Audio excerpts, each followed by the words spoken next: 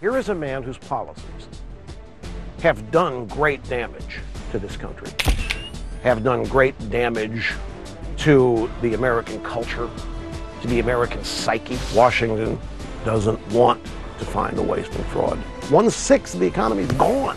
Government just took it. I don't think that the rest of the world's enamored of Obama. If you read the foreign press, you get the truth. I love radio. Radio is the single greatest opportunity I have to be who I am.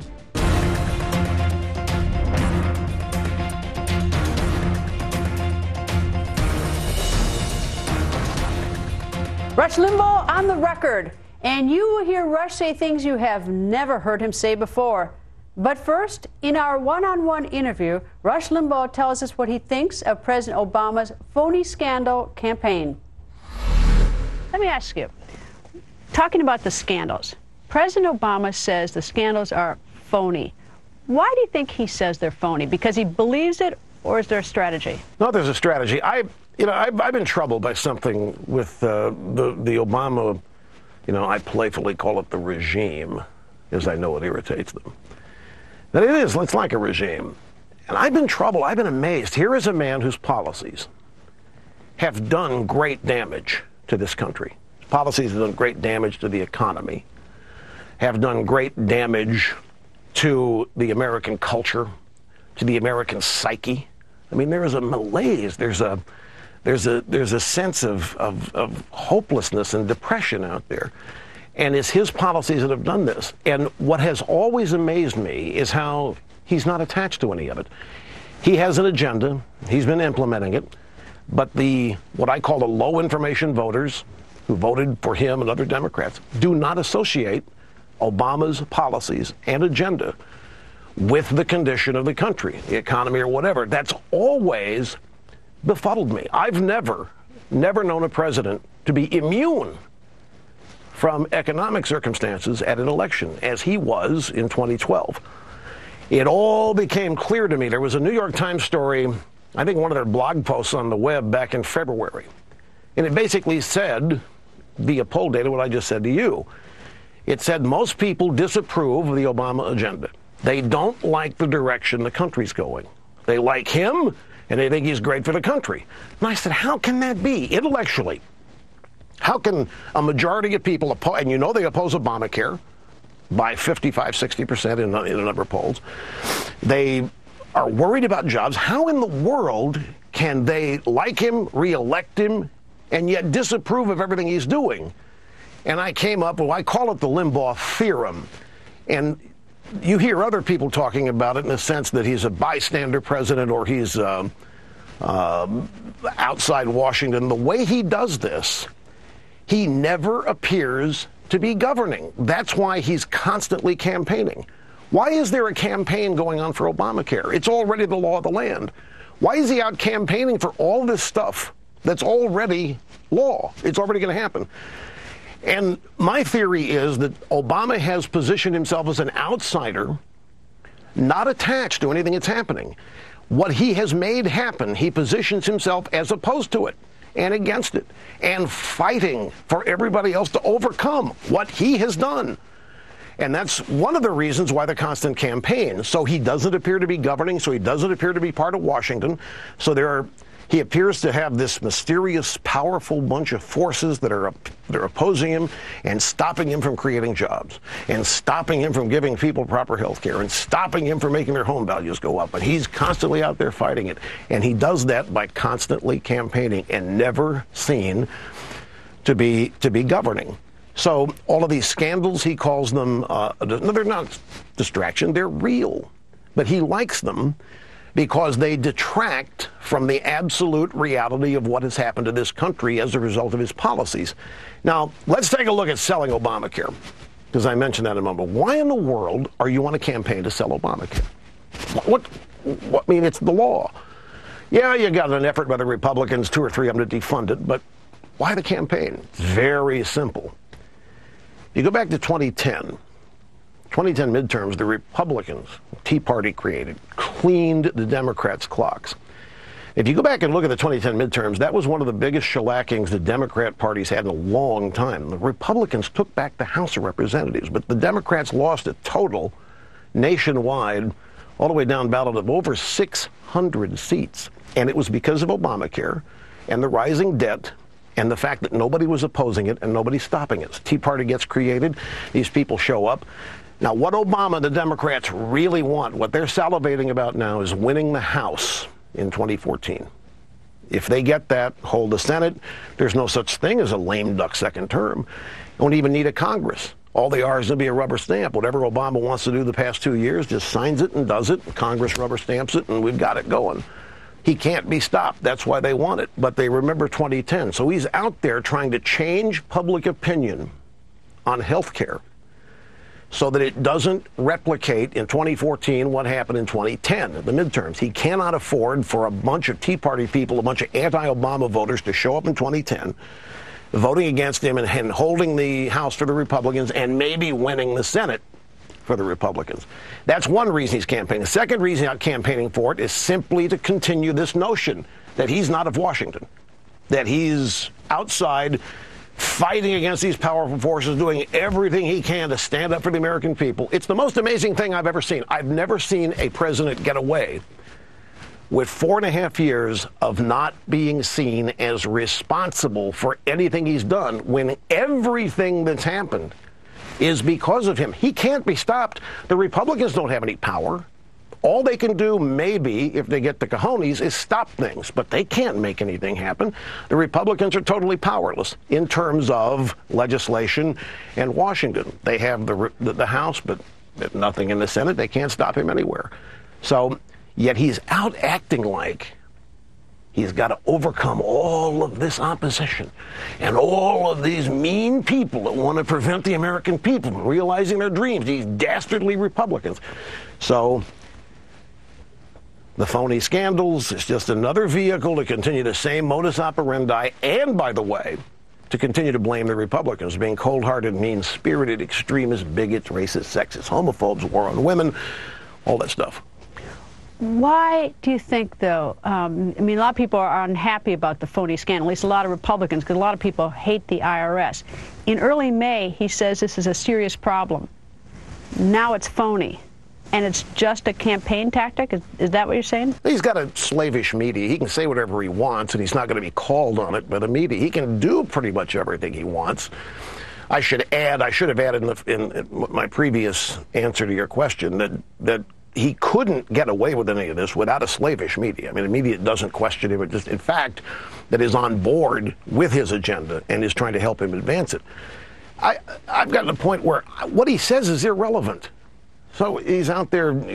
I can give you quotes of what he said in 2002, 2005, 2007 about health care.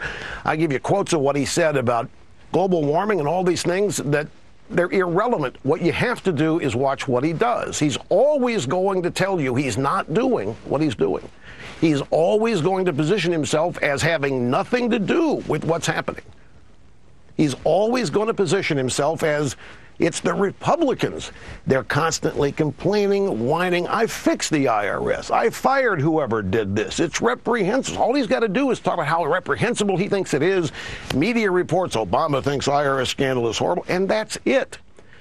The thing that you have to know is, everybody says, well, I wonder if there's a smoking gun memo, Obama and the IRS. It doesn't need to be one. He hires people, puts them in these places. He knows what they're going to do. They're all miniature Obamas. There won't be a smoking gun. There doesn't have to be a memo.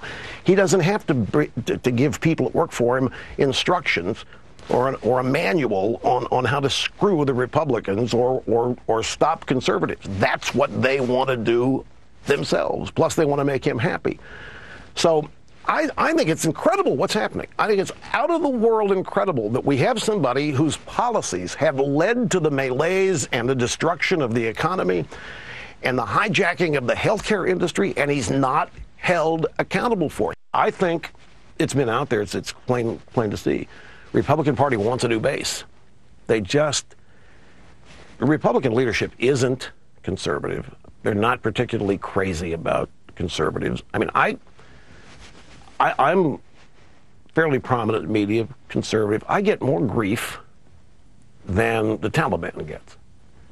I get more grief than Al-Qaeda gets, and all conservatives do. It's because we do constitute a threat to the way Washington views the country. And I don't think it's so much conservative versus liberal, although it is, but it's Washington versus the rest of the country is what's really transpiring now. And Washington has a mindset and a desire for the country that doesn't dovetail with the majority of the American people. So what is the future of the Republican Party based on what you say? I really don't know. Because politics is too unpredictable. There is anything that we're not even conceiving as possible, a scandal or some such thing that could happen, which could cause people to start voting against Democrats in droves, regardless what the Republicans do. So it's dangerous to start predicting the demise of political parties and so forth. And I'm not doing that. I'm just sharing with you the sense I get as a conservative. 25 years of doing this on this show and watching it all, and so much of it on the surface intellectually doesn't make any sense. There has to be a reason. These Republicans are not stupid. They have to know that agreeing with the Democrats on issue after issue after issue is going to equal Democrat victory after victory after victory. Who do you admire in Republican politics and why? I admire any who are bold enough and brave enough to speak about what they truly believe. Ted Cruz is one. Sarah Palin is another. Any of them who are fearless and have the courage of their convictions and have no compunction about saying it. They're not embarrassed of themselves. They're not insecure. They firmly believe what has to be done and are willing to stand behind it. Those are the people I admire. What are the chances those people would ever get a nomination in the Republican Party? Probably not big. I don't. Why would that be the case? Because they are outside the mainstream of Republican politics as you outlined it. Well, I don't think the mainstream of Republican politics can't be beat. I mean, there's a battle for the party going on, and sure, it'd be a tough battle, but there's no other option. You don't want to go third party. That just ensures the Democrats are majority party forever. You don't want to do that. So you have to do what you can to work within the Republican Party to take it over. I think the right conservative candidate could score. Reagan did it. I know a lot of people, could you stop talking about Reagan? But Reagan, there's only one of them, but Reagan is a real life example of what can be done and what happens when a prominent conservative triumphs. The country and the Democrat Party set out trying to revise history about him and destroy his reputation and image and so forth. It's a never-ending battle. A lot of people are probably saying, why are Republicans and conservatives so, for lack of a better word, disliked? I mean, the real battle, folks, that I think is going on is, on the one hand, the country is founded with liberty and freedom and the government as a servant, versus another view which says the government is all powerful and everything, and it's the people who are servants. And that's what the battle is right now. In the arena of ideas, what would you do to solve a problem like Detroit, or even something bigger like the incredible growing class of poor people? Well, what you want to do first? Either. Take your pick. Okay, Detroit, the first thing you got to do is analyze what really happened there. Why did it go wrong? Now, there's some obvious things. The city's been run by Democrats unchecked since, I think, the last Republican mayor was 1957. Okay? You've had, that town has been a petri dish of everything the Democrat Party stands for, everything the Democrat Party loves. Massive unions, massive pensions, pay people pensions and health care long after they've stopped working. The math doesn't add up. You have massive welfare states where citizens are given things left and right in order to buy their votes. You have no opposition whatsoever. Then in the case of Detroit, you throw race into the mix. and you bring on Mayor Coleman Young, who causes the riots in 1967 in Detroit, and Mayor Young calls a white flight to suburbia, and Detroit is left with nothing but liberal Democrats running it. It is what it is. And any place in this country that has similar circumstances, the same fate is going to happen to them. Now, what was your thing about poverty? How to bring poverty? Yeah, because LBJ said the war on poverty. We're going to have legislation to try to eradicate the poverty is growing. It's not getting better. There are a lot of people suffering. Yeah, imagine that. And it's been the #1 issue of the Democrat Party out of their mouths for, well, since 1964, when LBJ first started. They care about poverty. Percentage-wise, same number of people. In fact, under Obama, it's gotten worse. 4 out of 5 American families are experiencing poverty. 9 million jobs have been lost, pardon me, since Obama took office. 9 million. They're just gone. So, because of his policies. Well, the arena of ideas, this is where the Republican Party's not standing up. They're not pushing back. They're not articulating what is the opposite to this. And one of the things, I mean, you can point to successful people all over the country, no matter how successful, there are different levels of it. You point to them. How'd they do it? That's all you have. How did they do it? Well, there are recipes.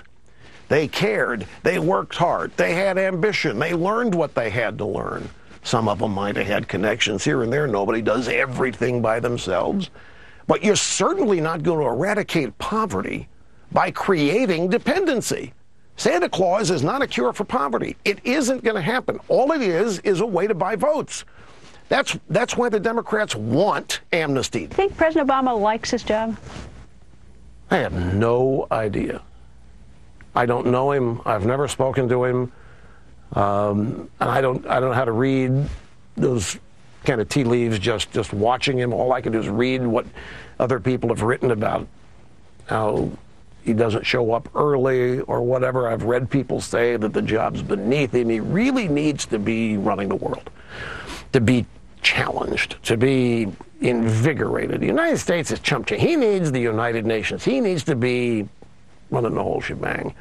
I don't know what's true. I don't know whether he likes a job or not. I think he does and is relishing the opportunity to put into play what leftists have only dreamed about in faculty lounges for 50 to 75 years. I think he's thrilled with the opportunity he has to transform America and move it away from this unjust, immoral way it was founded and make it fair for everybody. I mean, whatever he's trying to do to it. I do think he's probably obsessed and very absorbed with that. Whether he likes getting up, going to work every day and dealing, I don't think he likes having opposition. I guess beneath him, he doesn't want to negotiate with opponents and wipe them out. But in the political sense, just get rid of them. That's his modus operandi. So I don't think he likes the process like Dukakis did. Straight ahead, Rush Limbaugh has much more to say. He insists Washington doesn't want to find waste and fraud. What does he mean by that? You've not heard this, and you will, straight from Rush. Plus, you will find out the real reason why Rush loves his job. Our sit-down interview with Rush Limbaugh continues next.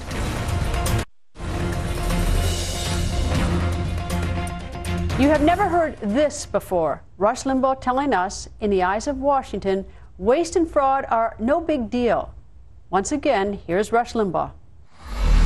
Why is there no enthusiasm to go after waste and fraud? We did a story last night in which we're paying money to dead farmers, and I don't care if you're a Republican or Democrat. I cannot understand how that is not seized upon a politician and run with it. I would think it was popular. I would too. But see, I mean, the answer to that again is Washington doesn't want to find the waste and fraud. Not really. Maybe a couple of isolated examples. Somebody say, here, look what I did. I'm shutting this down. But they don't want to. They don't want to make the government smaller. I'll give you an example of the way this works, I think.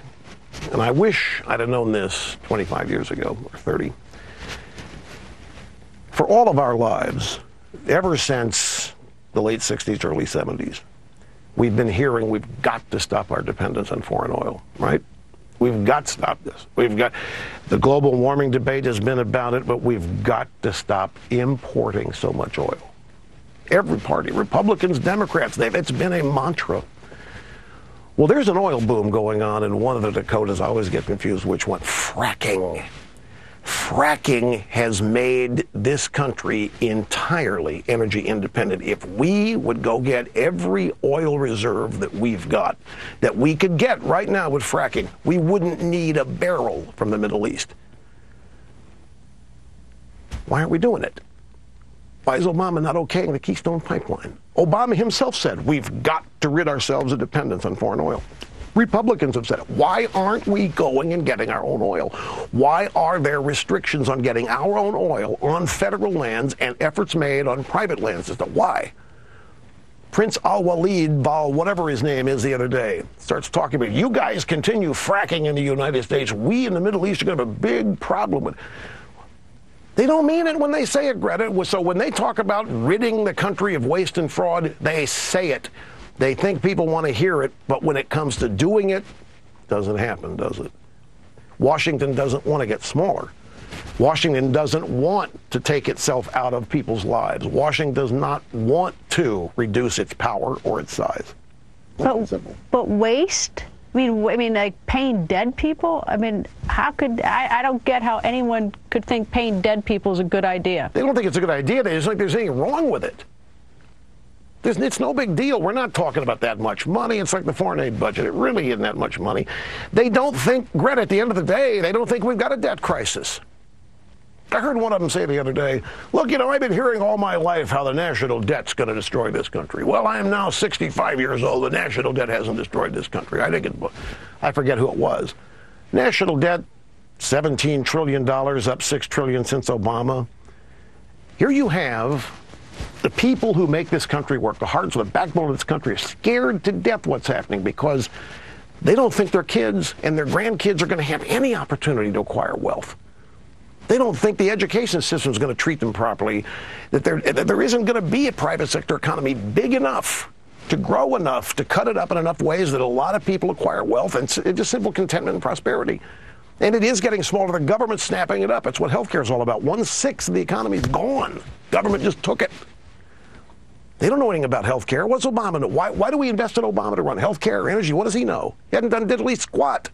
But yet people think he's the expert. Why? Because he cares more. Say, what does Washington know about any of this? They don't know diddly squat about it. Yet we invest in them to have total control and power over it. So waste and fraud, debt, American people scared to death of it. Washington, no big deal. Bernanke keeps printing. They keep buying stock and securities with it to show the economy's growing. Everything's fine. And the next time there's a crisis, like 2008, they'll go through the same rigmarole and they'll give us 24 hours to fix it, or the end of the world could happen. It's a rigged game. And it's designed to keep Washington functioning as it is and keep Washington big and to prevent look at in politics, when you control something, you don't want to share it. You don't want to give it away. Don't misunderstand me. This is all a political battle. I think it should take place in the arena of ideas, in the arena of politics. I'm not casting criminal motives on anybody. This is all political. But there's no pushback to it from the Republican Party side. That's my main objective. So they must be complicit with some of it. Coming up, Rush Limbaugh on the George Zimmerman verdict and race relations in America. But first, Rush gets personal. You'll hear him talk about the radio, his job, and his wife. Things you've never heard before from Rush. That's all next.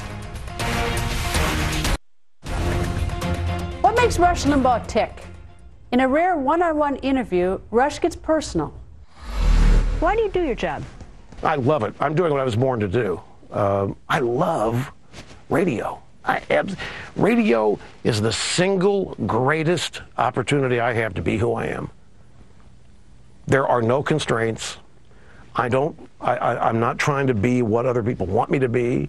I'm not afraid of what somebody might think, what I do. None of the normal constraints.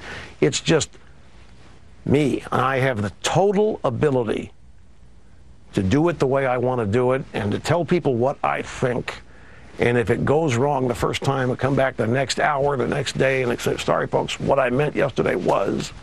It's a never-ending opportunity to get it right.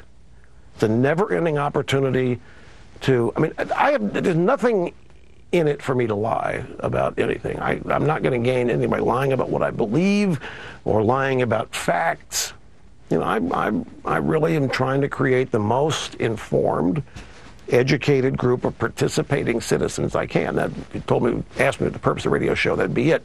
After the business aspects, which is creating and holding the largest audience possible, charge confiscatory advertising rates. But from the consumer standpoint, informed, growing, intelligent, educated, participating citizenry.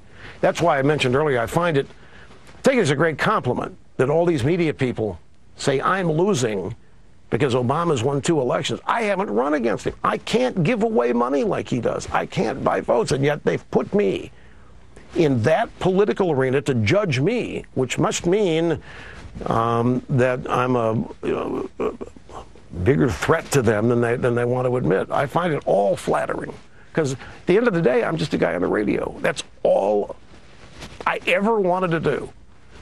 From age 8 was be on the radio. Any downside to your job? Well, yeah, downsides to everything. But could you be specific? Like what? I mean, anything you hate about your job? No. No, because I've gotten to the point now where I don't have to do anything I don't want to do. Well, you have to show up every day. Yeah, but I love that. You can't sleep in, till 3 o'clock in the afternoon if you ever wanted to. I can't on Saturday or Sunday. Right. But, so you come here every single day thinking, I love this? Yeah. The night before, life is show prep. You know, I leave here at 3 every day, and I go home and chill for 2 or 3 hours. By 6 or 7, I'm back at it. Doesn't it drive your wife nuts? Yeah, it does a little bit. But, you know, she's busy, too.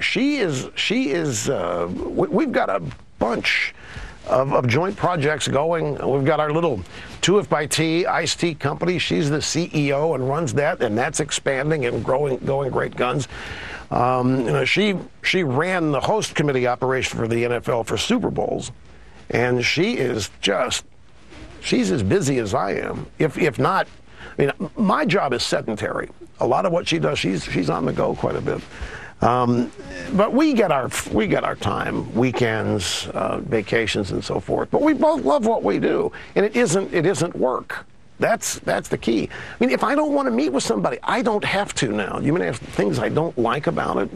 I mean, there are things I get mad at every day. You know, misunderstanding what a caller is saying, or see a media report that is obviously filled with misperception and lies. I mean, everybody goes through that, but that's not something I would say, yeah, I hate part of it, because it's part of it.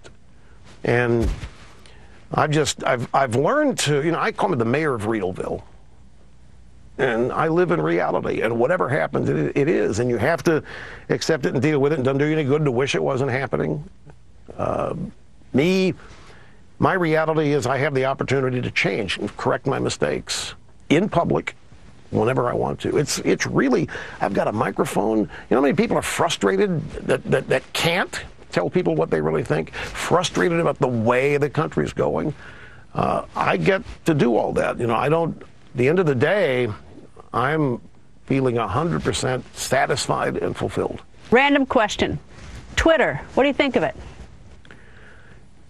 I think it's representative of the pop culture. A lot of people are on Twitter because a lot of people are on Twitter. It's one of these things where people follow other people to it. I don't do it much, and the reason I don't is because you can't get it back. Once it's gone and maybe retweeted, I'm very careful. But in addition to that, one of the reasons I don't do shows like this, I want people to come to my radio show to find out what I think. I don't want to satisfy them on Twitter. I don't want to satisfy them on Facebook. We'll post some pictures or things now and then, but they are appetite wetters. WHETTERS. I want people coming to the radio show. I'm an old-fashioned media guy. I think there are things you do to create an audience and to hold it. And one of the things is always leave people wanting more. Never satisfy them. And certainly don't make yourself available anytime, anywhere, every day. People get tired of you that way. Impact of the internet on politics. The impact of the internet on everything is profound. That's all? Yeah, I mean, it's allowed for people to be anonymously involved in things, which allows people to be more honest about what they really think. See, I think that allows people to do drive-by hits. I like it better to know who's saying what. Well, no, I'm not. When I say profound, I'm not going to judge whether it's good or bad, because it is. You can't put the genie back in the bottle. What the internet illustrates is just how much real ignorance there is out there that has to be dealt with if you're in any way devoted to improving people's lives or the country or growing it. There's a lot of ignorance that's out there. It's on display. Proudly, people are proudly posting what they don't know, although they don't know it. But it's, I mean, you can't, I'm not going to condemn it. That'd be like condemning the Beatles. I mean, it is what it is. And you have to, when these things happen, figure out a way to use them in ways that either make you happy for, hobby purposes or enjoyment, or maybe maximize them in a business way. But it's there, it's something that... Greta, I used to be able to prep my radio show as recently as 1992. That would be 4 years into it, with 3 newspapers, maybe 4. Because nobody was reading even that many. About 3 to 4 newspapers, I was more informed than anybody in my audience. I cannot single-handedly acquire all the information that is available now, as I used to be able to do in prepping the show. So there are areas of the internet that I have staff go and get and send me what they find. And it all goes to the printer behind me, and at 11 o'clock I start going through it and putting together a radio show. But it's just massive. The competition in what I do has never been greater. There have never been more people doing what I do. There have never been more people wanting what I have. There have never been more people wishing I wasn't doing what I'm doing. The competitive aspects of this have never, ever been greater. I mean, one of the things I'm most proud of, I mentioned back in 1988, I was it. My radio show was the only national media. And it was that way for 7 or 8 years. Then Fox starts in 1997, and all these other conservative talk shows started. And none of it cannibalized me. We created a whole brand new media piece of the pie. We actually expanded the media pie. I have not lost audience as all these conservatives have started doing radio shows. Internet exists, Fox News. It's been fabulous. I think the existence of this massive right-wing media is another reason why the mainstream media is now so openly partisan. They're openly trying to eliminate their opposition. They can't get away with the pretense that they're objective and simply reporting it. The jig's up. Everybody knows now what they've always been. They're partisan leftists trying to advance the agenda of the Democrat Party, with rare exceptions. So it's out of the ballway. And so the partisanship and the friction and the battles, they're not going away. They're only going to get more intense. Coming up, Rush Limbaugh says he was shocked by the George Zimmerman verdict. Why does he say that? Rush answers that question next.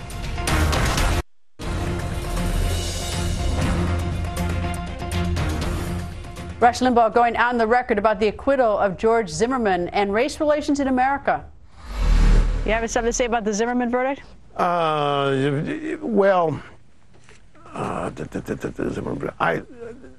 was shocked, to tell you the truth. I was surprised by it.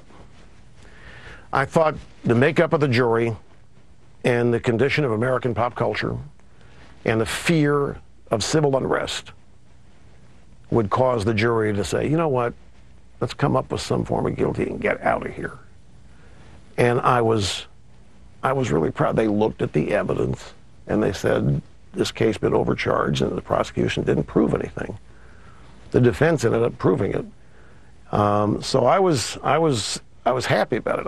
But I was prepared for a verdict that had nothing to do with the law, simply because the persuasive forces out there had been trying to gin people up in the sheriff's office running PSAs. Please don't riot. That's like saying, please don't think pink. What are you thinking? There were people who were subtly, in a subconscious way, encouraging civil unrest. And I thought the jury would be aware of that, and not. It's a small town. Sanford's a small town. Who wants to live in that kind of circumstance? And I thought they'd just say the simplest way to get rid of this is come up with a little bit of what's one guy? But they didn't. That was really, I think, uplifting. What do you think about O'Reilly's statements on race? What are they? Well, I guess you didn't hear them then. No, what did he say? He's gotten into, it's a much more involved discussion, but he has talked about the terrible things that are going on in the inner city, and the families are deteriorating, basically the social issues. Well, you know, I've had black people calling my radio show for 25 years who have said, and they profess to be conservative. They said, Rush, the problem is what the Democrat Party, what big government policies have done to the black family. They've destroyed it. 70% kids born without a father. I think this isn't news. I mean, I've had people calling me for 25 years talking about this. I've responded and said it in my own way. I've gone so far as to say, I don't know what O'Reilly said, but I think the policies of the Democrat Party have destroyed the black family. I've said this for how many years, because I think it happens to be true. And it's not, the Republican Party has nothing to do with this. I mean, the Republican Party has no power with black. They don't listen to them. It's Democrat Party policies. The Democrat Party became the father. The Democrat Party became the husband with federal programs here. And that's why I've asked, you know, African Americans, you keep voting for 50 years for these people that are promising you this panacea and nothing's changing. And they all say, because the Republicans are racists. And I know they don't like us. Well, it's just bogus. It's silly. The Republicans are not racist. Abraham Lincoln was a Republican. It's an unfortunate thing. I think this is Detroit, the black community. I mean, the Democrat Party is their savior, right? How's it working out for them? Straight ahead, Egypt, Russia. What does the world really think of the United States? Rush Limbaugh tells you what he thinks next. Now more with Rush Limbaugh. Let me jump to international affairs. The Middle East, our standing in the world. What standing in the world? Yeah, how are we doing? Who cares? Do you care? Well, to the extent that we have to, if there is any influence on world problems, I do care. I don't want... With John Kerry, Hillary influence? We're a joke. You know, you go back to 2008 in the campaign, and we were told that the world hated America. They hated Bush.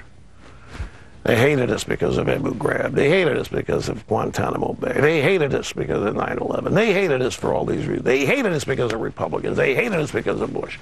We need Obama to make the world love us. We need Democrats and liberals and people understand Europeans. We've got all that, and we don't have any influence over what's happening in the world around to see we're trying to exert any. Now, but it's expensive. I mean, we spend a lot of money on it. Well, yeah, we spend a lot of money on everything, but there's never an accounting for how much it works. We want to be careful about something here, because the people in the U.S. military and some people in the Foreign Service are really true patriots. And they really are trying to represent and maintain America's best interests in all of these places around the world. I don't want to appear to be casting aspersions. I think the short answer to your question is that, contrary to what most low information voters in this country think, I don't think that the rest of the world's enamored of Obama. If you read the foreign press, you get the truth about the incompetence, about the economic destruction. If you read the British papers, British media, you get the truth reported about what's happening in this country, because they're not part of the agenda. So, I mean, you look at Egypt. I thought Morsi was Obama's guy. I thought the Muslim Brotherhood that's who Obama wanted. Well, the Egypt military said, screw all of you, and they kicked Morsi out and took back control of the country for better or worse. John Kerry is in Russia, and Putin's fishing. I mean, these people are, I think they're clueless, and I don't think they have the slightest idea. They don't have a reverence for the country that you and I, well, at least your question indicates. To them, America's the problem in the world. America, as a superpower, makes the world out of balance. It was better when the Soviet Union was around. Madeleine Albright even said this. The Soviet Union kept us in check. A competing superpower was able to help the United States be restrained. These people think, liberal Democrats, leftists, that the American military is focus of evil in the modern world, that we are imposing freedom on people, if you can believe that, and that the United States is destroying the planet with global warming, with our capitalism, with our wanton consumption of resources, and they're about cutting this country down to size. People like me think the United States is a solution to problems around the world. But when you've got people who think and the United States is responsible for these problems and on occasion have gotten close to apologizing, then I just don't take seriously what they're doing.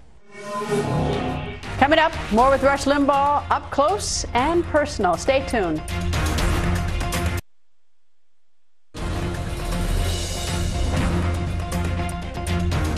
So I just love radio. It's just, that's what I was born to do. And I love it. I don't know, I can't imagine not doing it. And millions of listeners can't imagine radio without Rush Limbaugh either. We want to thank Rush for taking us behind the scenes of his radio show and for taking the time to talk with us. And thank you for being with us. Make sure you go to GretaWire.com and let us know what you thought about our interview with Rush Limbaugh.